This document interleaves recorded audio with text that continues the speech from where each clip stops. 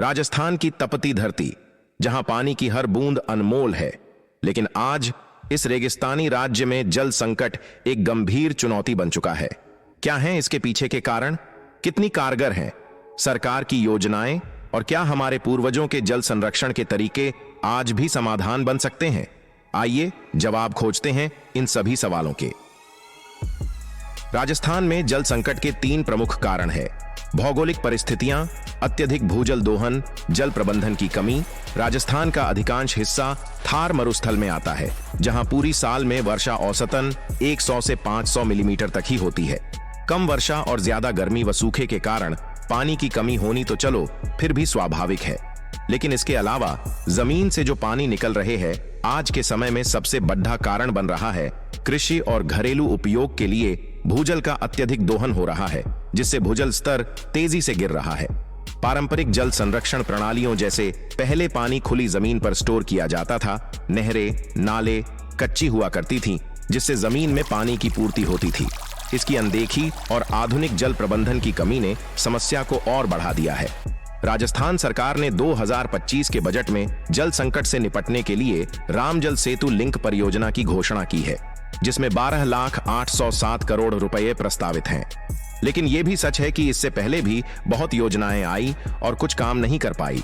हालांकि योजनाएं कागजों पर तो प्रभावशाली दिखती हैं, लेकिन जमीनी स्तर पर उनका क्रियान्वयन धीमा है। बजट की कमी, प्रशासनिक बाधाएं और भ्रष्टाचार के कारण ये परियोजनाएं समय पर पूरी नहीं हो पाती।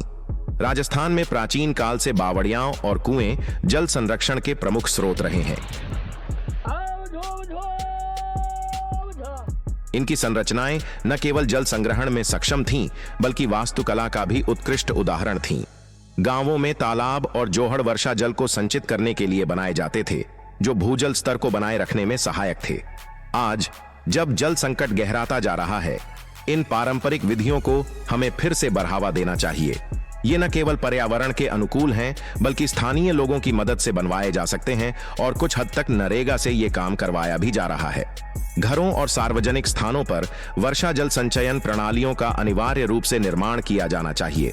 पुरानी बावड़ियों, तालाबों और जोहड़ों का जीर्णोद्धार करके उन्हें पुनः उपयोग में लाया जाना चाहिए।